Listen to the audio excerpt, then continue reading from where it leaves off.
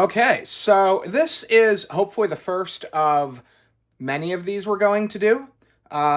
Normally, so this is kind of how I got started in tech. I don't normally do these videos because I'm not really, I mean, you can kind of see, I'm not really set up for doing, I only have one setup, like studio style, so I'm not set up for doing tech repair on video. I used to do some of it, but this whole I bought a computer that's broken, let's fix it thing. It's generally, I don't normally have the camera set up for it and all that, but we're gonna try it today because apparently this kind of thing is popular. And based on what I've seen of other YouTubers doing this kind of stuff, the market that I'm in, which is the Seattle area, is rather unique. I have looked at Craigslist and OfferUp on other parts of the country, and the hardware that I get around here is just, it absolutely puts to shame most of the other stuff that I see other YouTubers getting. So I thought I would make this. So, and we're going to do this with a twist. We're going to do this with some interactivity. So first of all, this is a computer that I picked up on Monday night, about 4 hours before I had to go to bed to get up for work. I don't go home Tuesday or Wednesday, and I don't get home until afternoon on Thursdays typically. So if I pick something up like this, I'm not going to be able to video it and do anything with it until Thursday or Friday. So here we are. So what I purchased, according to the seller, was a RTX 2070 video card for $100, which is a good deal. It's not quite giveaway, but it's a good deal. But he threw the computer in with it. So I got what appears to be a fairly nice computer. It does not power on. The seller said that the motherboard was broken. I get a lot of computers where sellers say stuff's broken that's not. So I'm hoping that it's not. But a quick plug-in, I tried plugging it in, and we got nothing. So we're gonna see if we can fix this. So let's take it open. And some additional interactivity we're going to do here. If I am able to fix this computer, we are going to determine through the comments on this video, assuming it gets any decent amount of views, we are going to determine how much I should sell it for. So rather than me just post this thing for a random price, I am going to let the comments decide, and we're going to post it.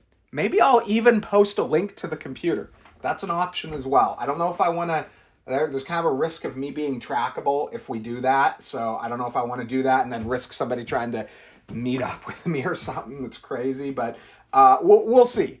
Some of the other people on YouTube I think are recognizable and they deal with it. So can I. So as you can see here, oh, I did pull the memory out. I guess it's not totally untouched. But that doesn't matter as far as getting it to power on. If we can get it to power on, that's a win. I'm gonna guess if we can get it to power on that it works fine, because right now it doesn't power on at all. So I don't even know if this motherboard has it's a fairly nice board. It looks like it's an MSI. I don't even know what this is. Let's see if we can get to power on first, and then we'll figure out what the heck it is. So, let's plug it in. So, this is something I always recommend. Flip your power supply off before you plug it in. It helps with preventing power surges on the initial plug-in. So, we're not getting any weird... Oh, we kind of are, actually. Okay, so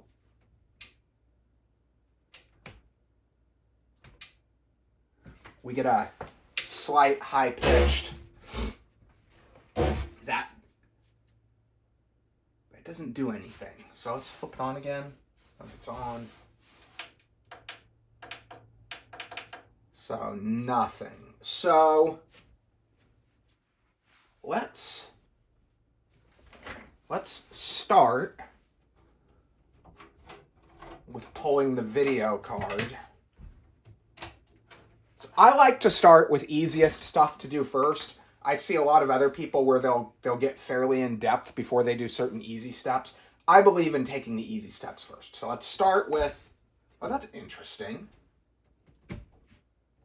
Huh. Oh, that's very interesting. I didn't even notice that. So it has a damaged USB port. It's not likely, but it is possible that a short on a USB port is causing this kind of problem. So let's hold off on pulling the video card. And it's actually interesting. The first thing I was noticing was that there's no,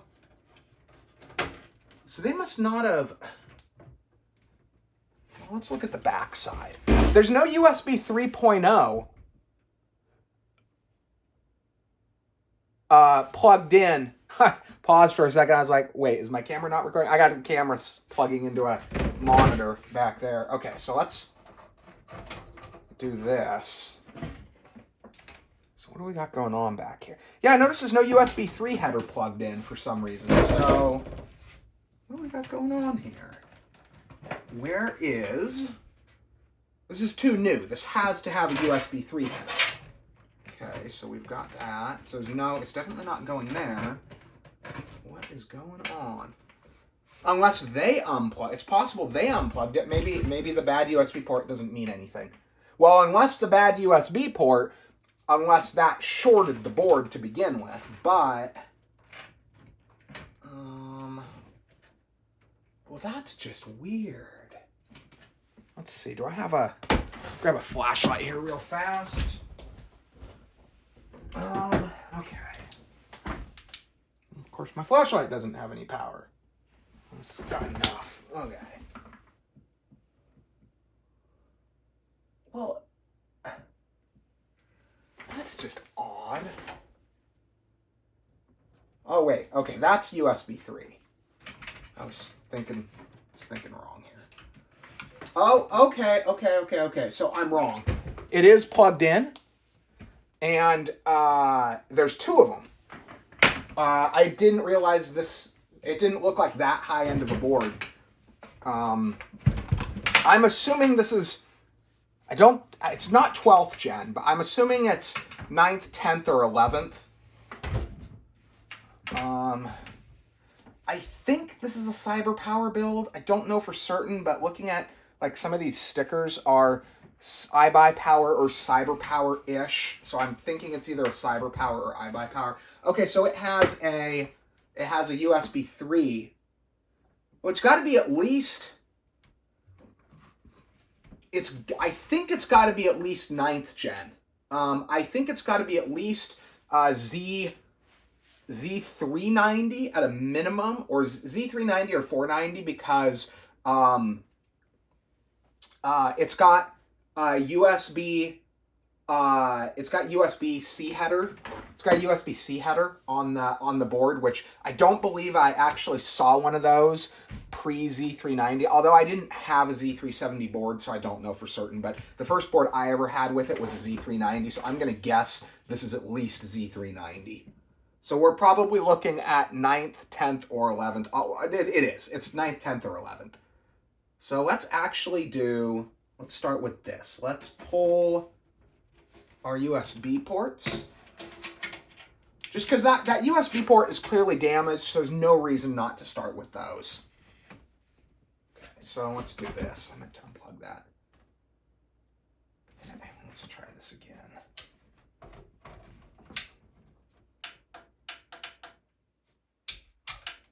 Okay, still nothing. But, so let's unplug the video card. I would expect it to be more of a USB 3 header problem. USB 2 is a little dumber than USB 3, so let's pull the USB 3 header and see if that makes any difference. It probably won't. It's probably nothing, but it's worth a shot. So do that.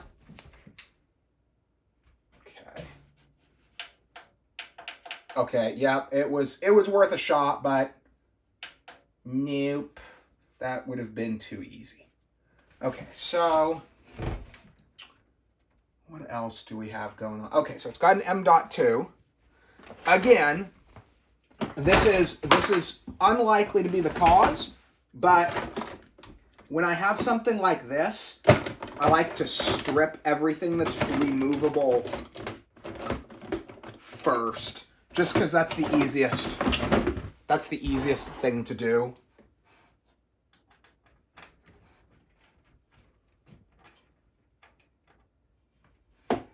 And in theory, anything that has power coming off or going to the board could cause these types of issues. Something like an M.2, it's very rare that it would be the M.2, but technically anything that's dealing in power could cause these kind of issues. So it's worth it to check. And I keep forgetting to turn this off. Gosh darn it. Let's see, do we have...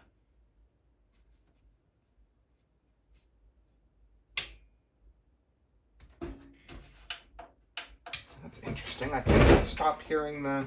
Maybe I need to be close to it, though. Okay, no, I think it is still giving me that high-pitched. Maybe not. Let's see. Oh, no, I am still getting it. I don't know for sure that that's a bad sign, though. Okay, that didn't do it.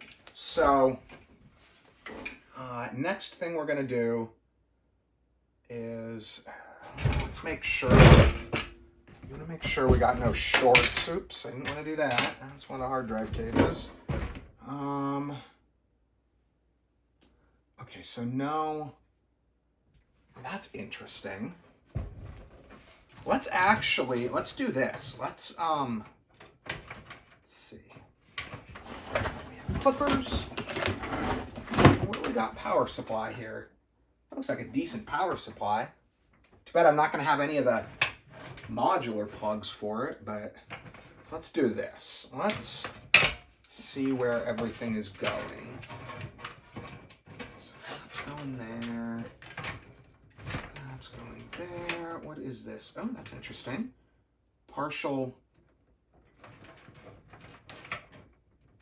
plugged in. Anything power could do it.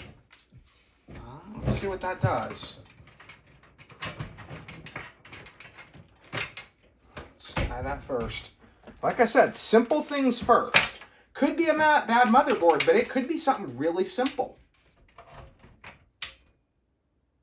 Okay, let's see what we get.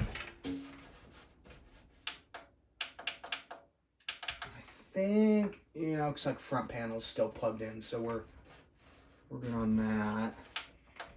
Okay, so it's not that. I'm trying to do it one at a time because what'll happen is you'll do a bunch of things at the same time and then you don't actually know what you fixed.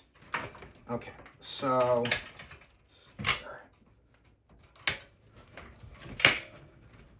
I want to strip us down to everything.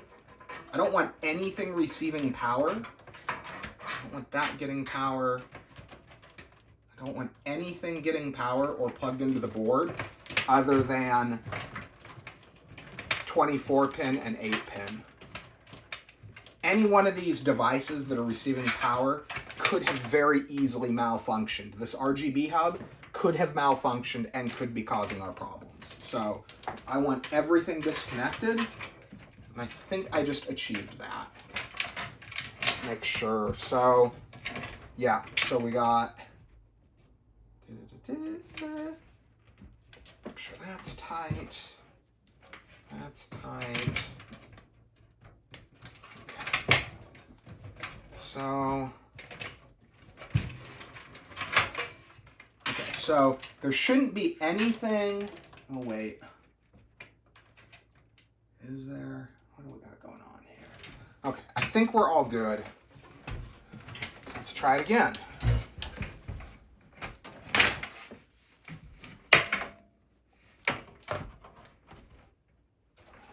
Getting that.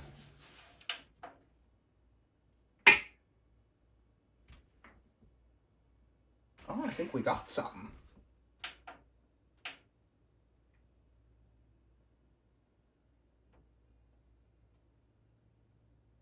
that sucker was on. Ooh, we got something here. Let's grab some RAM.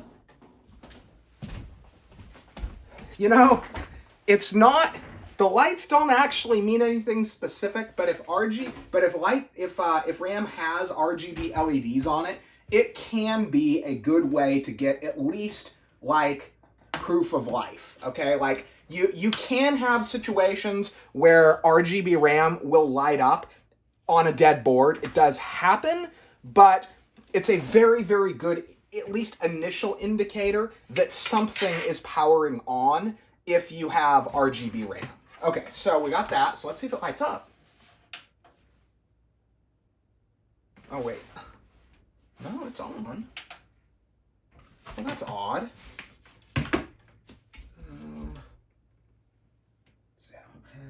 Let's unplug this to be sure. Front panel audio, but you never know. Let's actually do this too. Let's unplug the header out of the NZXT just to be certain. Rather be safe than sorry. Okay, let's try this again. Man, I heard it. It was doing something. Okay.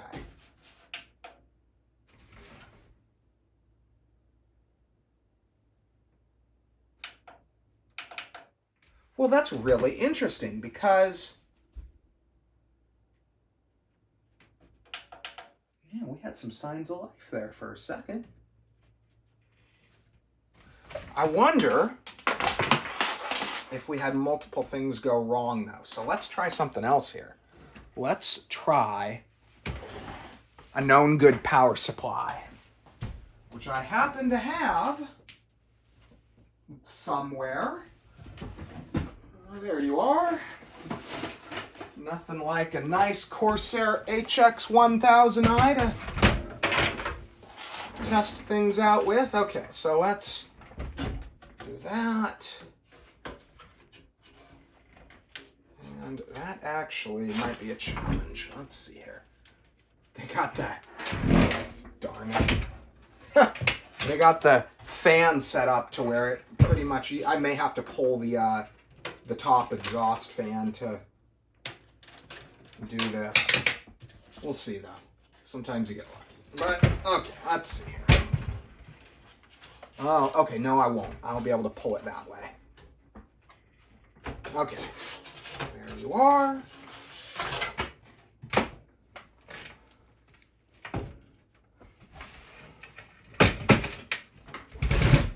So contrary to what I've seen a lot of other people say, I don't typically experience catastrophic power supply failures. I'm not going to say I've never seen it, but it doesn't happen as often as people think, where the power supply goes and then it takes everything else with it. That I find that to be the exception rather than the rule. Again, I'm not saying it doesn't happen, but I find that usually power supply failures are contained to the power supply itself. Okay, so let's see what we get here.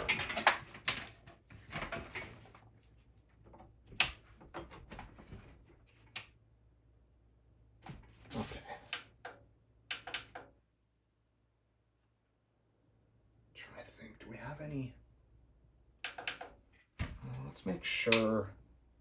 So are there any fans? Oh, you know, I think this board has, yeah, I mean, the fact that we're not getting any lights mean it's not coming on. So trying to think if there's anything else we can do. Not bad routing on the USB. It's interesting because it was giving me some signs of life without RAM in it. So let's, I guess, try that again.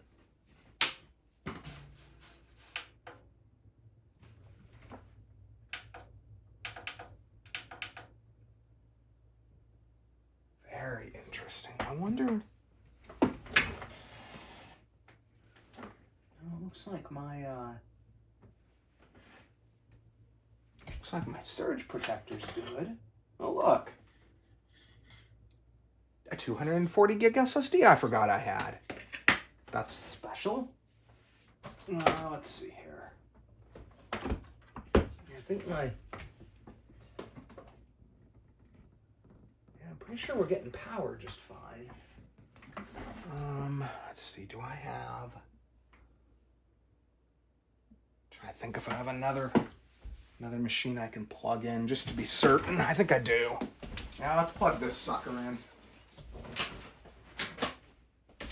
I got a X99 build here that I put together for the purpose of selling that's just been sitting there. Oh look, it's got a 1080 in it too. Okay, so let's just plug this in just to be certain.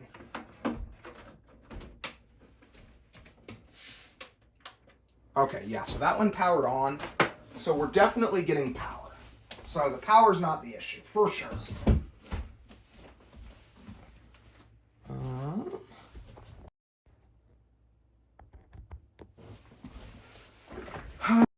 Let's see here, I'm trying to think.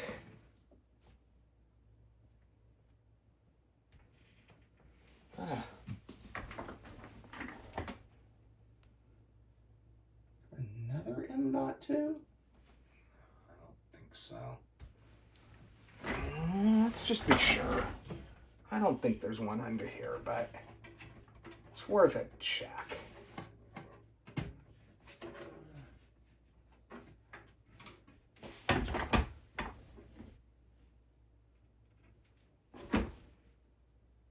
Yeah, no, just the one. Okay.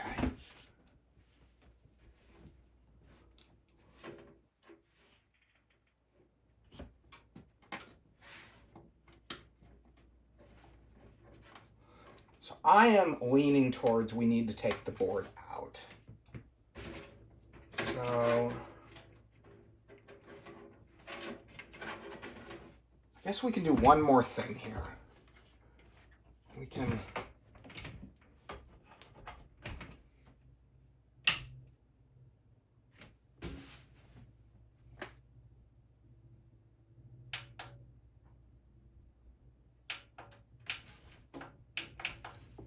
probably should make sure too that we got a damaged USB port, so I always want to be sure on your power.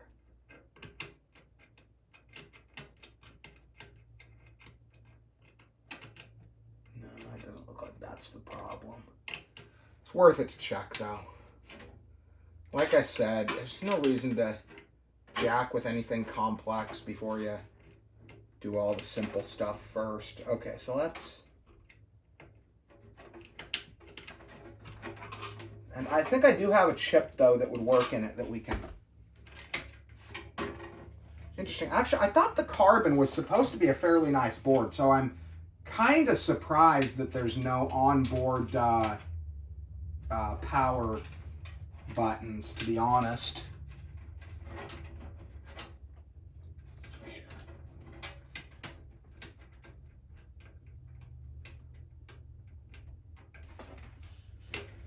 But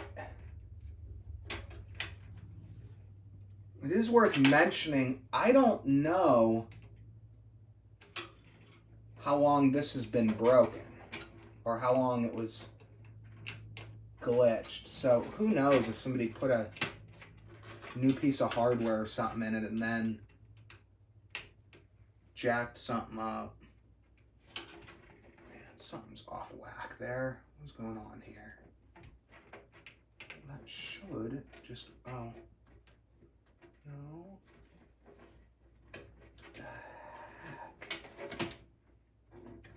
Is that another USB? I thought that was front panel. Maybe it's not. Those are...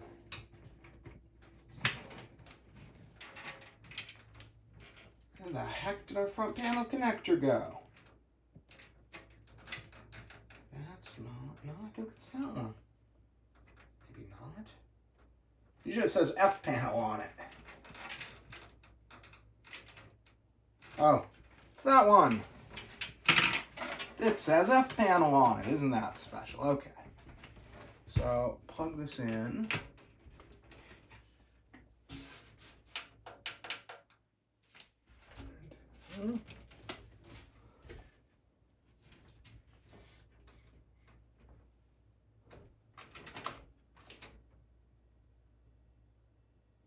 Oh, there it goes again.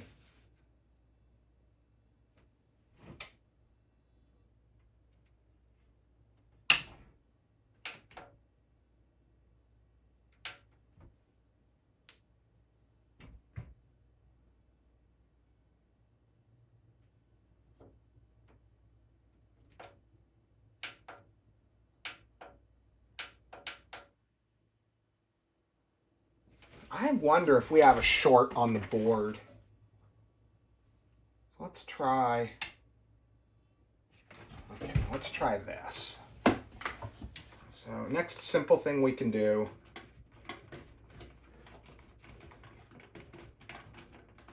So this is something a lot of people never even would consider. This is one of those off-the-wall things that, unless you've encountered it, you wouldn't really know that it's a thing.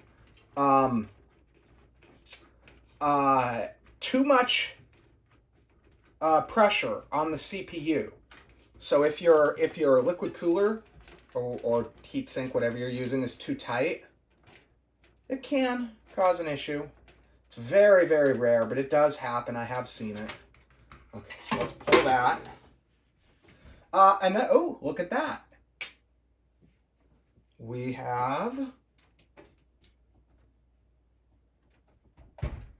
a 9900K.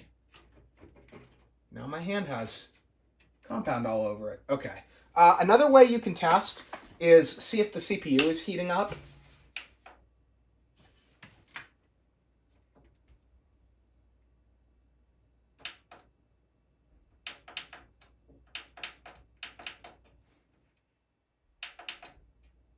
You see that high-pitched humming makes me think, I wonder if it's detectable on camera or on the mic. Let me see here.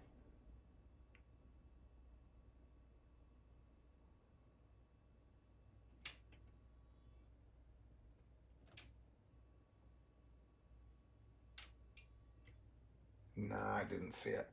Okay, so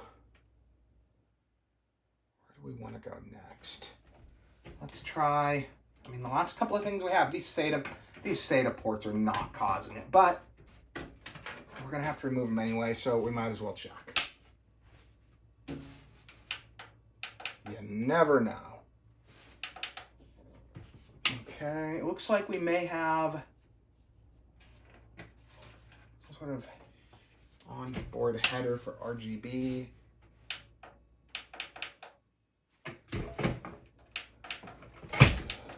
Okay, so it's looking like we have either a bad board. Let's do, so the last thing that you can do, let's see, do I have screwdriver? Where is our screwdriver?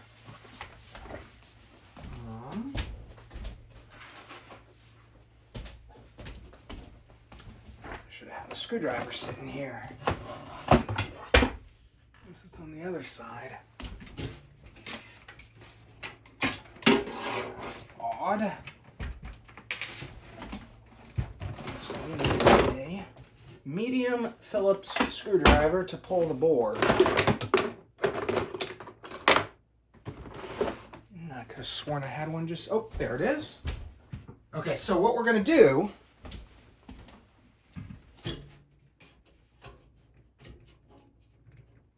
this is actually, people think this is like the biggest deal. A lot of people, it's not. We're just going to set that off.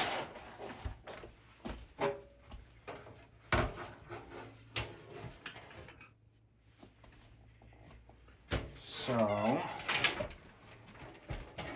what's going on here?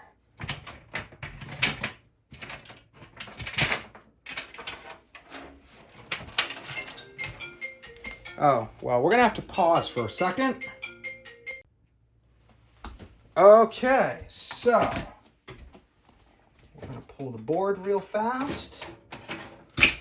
So obviously you want to make sure everything's unplugged, which it is, and this is actually, depending on the case, of course, looks like whoever built this computer was not good at their job. We've got, don't tell me every single one of them. Okay, at least just that one right there. So what'll happen is you'll get the little screw points, the standoffs that the screws screw into. If you use either the wrong screw size or you screw in too tight, you can have situations, it's quite common, where when you go to unscrew the screw, it takes the little screw stand off with it.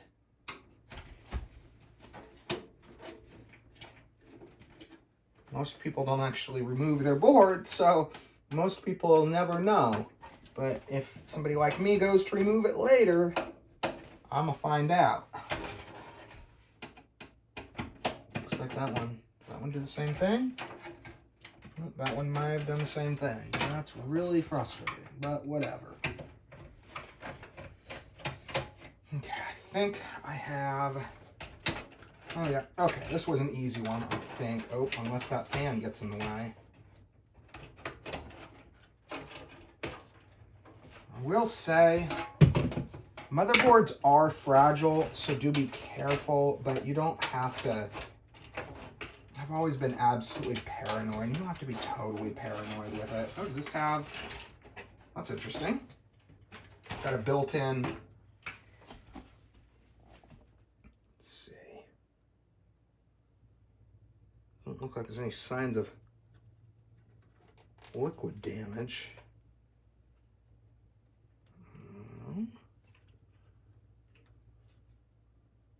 What we got here? Z390 Gaming Pro Carbon. Looks like we've got built-in Wi-Fi. Yes, I know. I'm not wearing a wrist strap. I'm standing on a hardwood floor. My desk is glass. And I really don't care because I have been doing this for many years and never had a situation where I was actually able to have any good reason to think that we had a static discharge caused. I have had video cards with that, but not motherboards. Let's grab something here. Let's grab my, looks like we've got a 1080 Ti box. So what we're gonna do, we're just gonna set it on the box like that.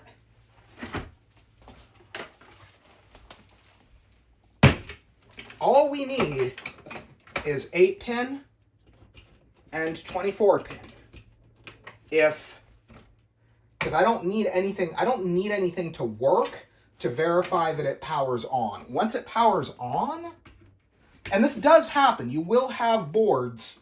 Yeah, see how these are, well, you can't really see, but they took the, usually the easiest way to remove them is to do this. You use your pliers, you grab them, and you just undo it. Oops, that's on tight. I wonder if I'm gonna guess probably wrong screw size. There's two fairly common motherboard screw sizes, and if somebody decides they got the wrong one, or tries to use the wrong one, that has got to be wrong screw size. Okay. So, I mean, there's no...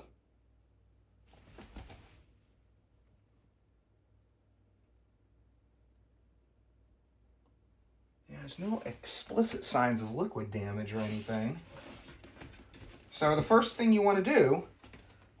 Oh, and this is a K-chip, so this is actually going to have integrated video, too. So let's put one stick of RAM in. I didn't test the RAM. It doesn't really matter. I'll put it in DIMM 1, but we don't really care if it works at the moment. The initial thing here is to get it to power on. And this will happen where it'll be installed in a case and you'll start having short issues with the case. Again, it's not common, but it does happen. So, okay. So we're plugged in. And again, I'm surprised at this board because I thought the Pro Carbon was supposed to be a pretty nice board, but let's plug that back in. I do have a board on hand that will probably work with this chip. Should have been, unless I didn't put it on. No, it's on. Okay, so the only other thing that we can do, I'm hoping this 9900K isn't dead.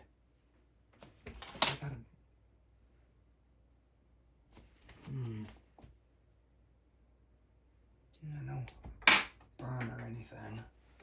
This, I believe, is a Celeron we got here. Yeah, 8th gen. I think this is an 8th gen based Celeron. I was testing it with another board a little while back.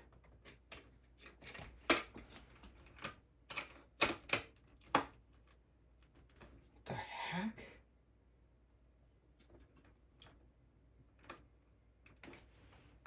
Oh, that is not good. I've never seen this happen before. What the hell? I'm hoping that that didn't damage something, but it may have. Oh, dang it. That is weird. What the heck just happened?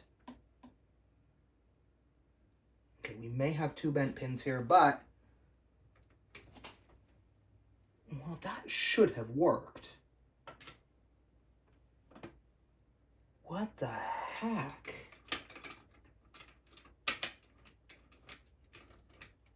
Something weird is going on here. The board's probably toast anyway, though. But let's see if we get a power on. If I get a power on, typically a bent... yeah, somehow the thing grabbed the chip. That was weird. Maybe I put it on. I don't think I did, though. I think something was off kilter there. Okay. Let's try this again.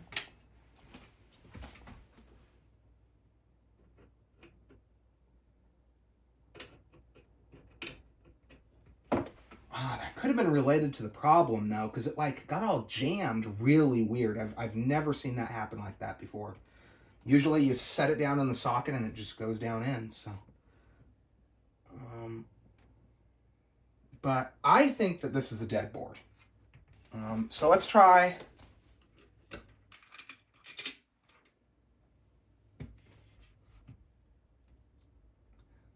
Pretty common, though. Boards often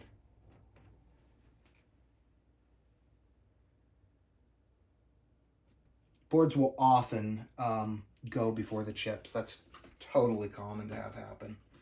Okay, so let's do this. Let's take that, set that over here.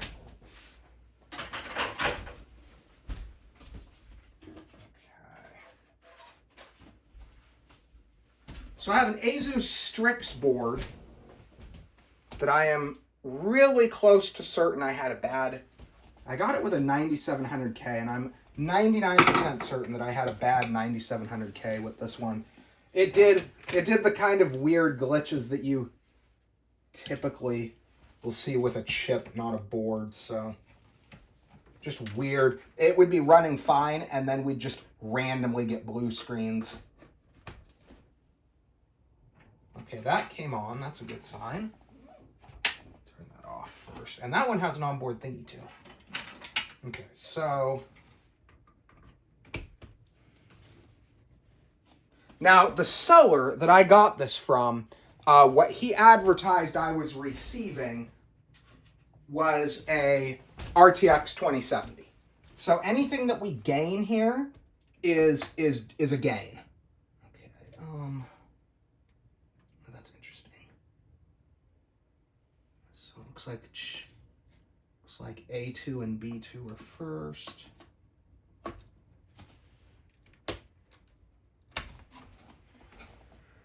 And okay, so let's do, it came with 32 gigs of RAM. So we're gonna do 2 by 8 for 16.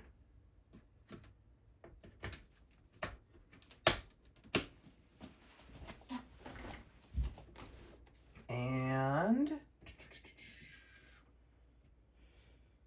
let's see here. Okay, so we should. Oh, and let's plug in. Don't believe this was a KF. I think that was just a straight K. Okay, so let's make sure that our Asus board chip and RAM is good. Or let's start Asus board first. Okay, that came on. Chip's getting warm.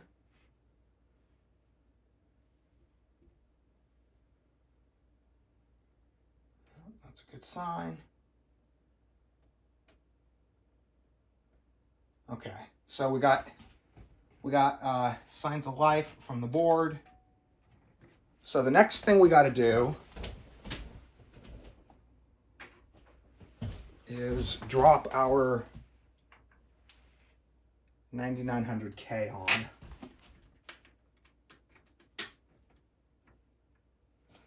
And I did all kinds of stuff with this like a year ago. I think I bought this system like a year and a half ago, and I just haven't had a chance to deal with it. But I tried a couple of different builds, and I was never able to get it to work right. So I was pretty certain that it was the chip. Okay. A little more careful with this one. Okay, good to go. Okay, let's see if our 9900K power's on. Okay, that worked. Well, let's turn it on. I'm gonna be really disappointed if the board and chip are toast. That would be highly irregular, though. Let's see what we get here.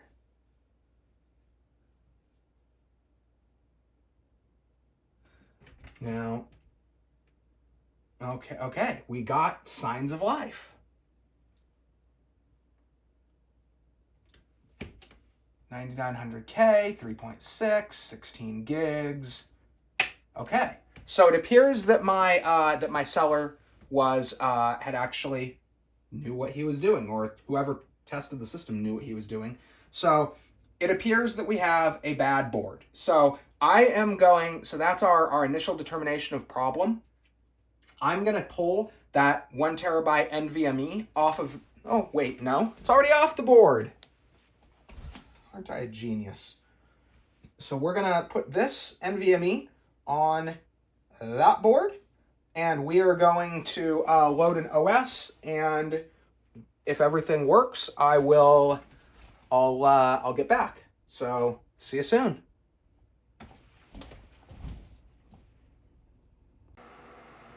Okay, so we now have a working board. I'm sorry, not just a working board, a working system. So it was exactly as I thought. The motherboard was toast. Yes, I know I fumbled with the board a little bit towards the end there. That is not what killed that board. That board was toast before I got it. And that had been diagnosed before I received the system. I was just doing basic due diligence with my initial 20 minutes of testing, but it was pretty obvious that, I mean, it was getting nothing. There was no signs of life, nothing on that system. It was toast. So I had a, what the heck was this?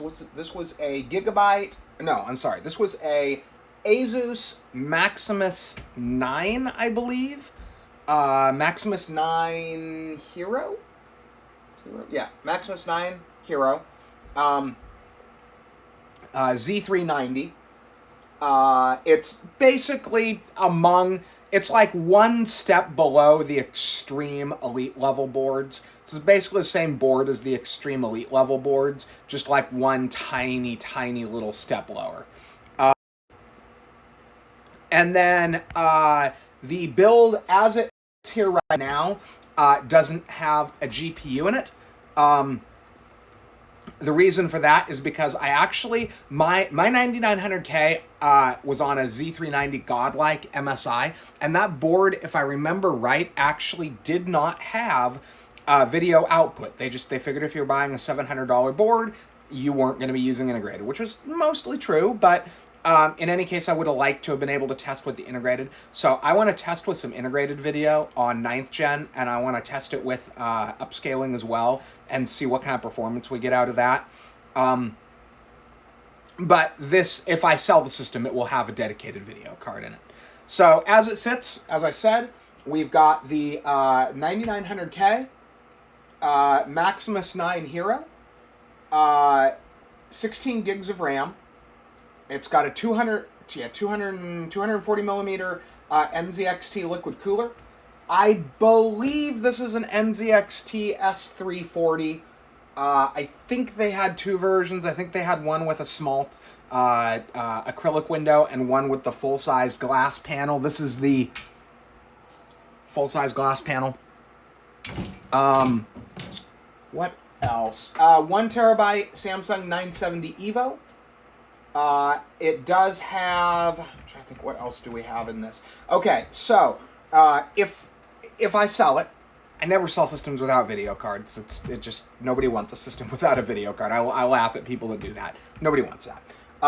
So I have probably two options. I have the RTX 2060 that it came with, and I also have the EVGA FTW2 1080 non-TI that I have sitting around. I've got a couple of 1080 Ti's. I don't really want to hand one of those over. I have the two 1080 Ti's I actually want, so I'd have to hand one of those over and then go reacquire a new one, so I don't want to do that.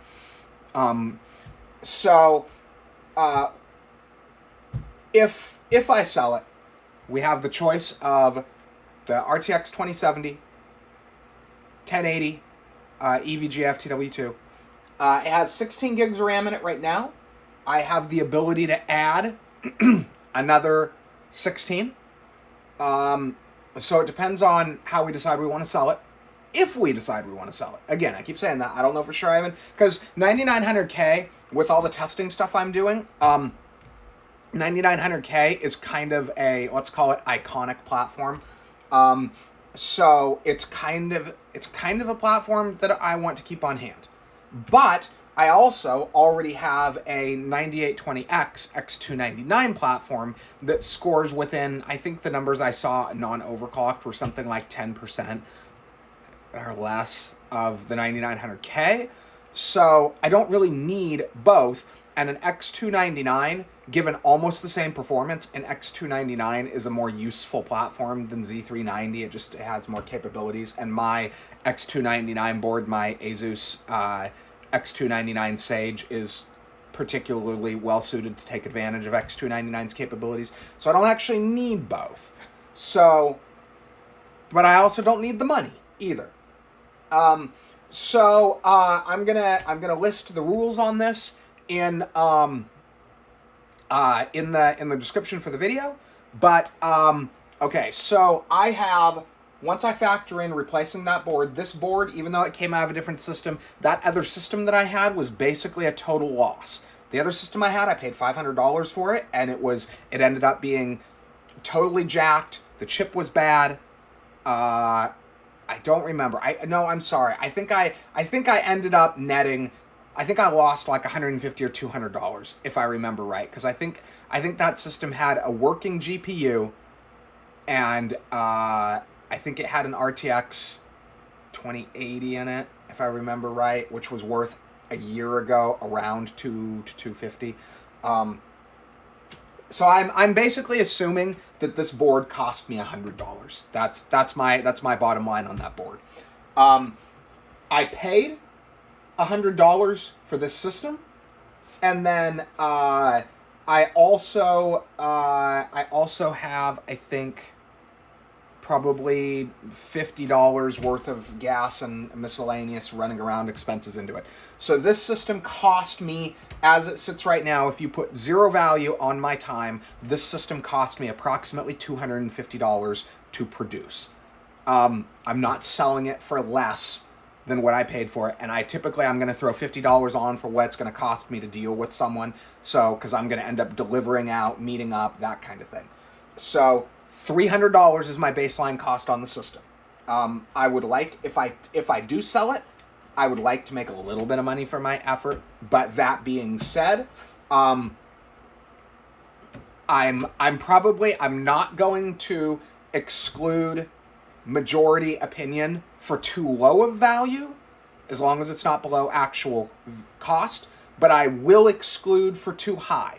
So if the assessment of the little community we have here is that I should sell it for $700, I will override that. I'm not going to sell it for more than it's worth, just because I typically like to sell on the lower end of value. And then we have the adjustability on specs as well. So yeah, I hope people find this a more interesting option than the normal YouTuber fixes computer. Get a little bit of involvement going on here. So let's see what you guys think, and we'll go from there.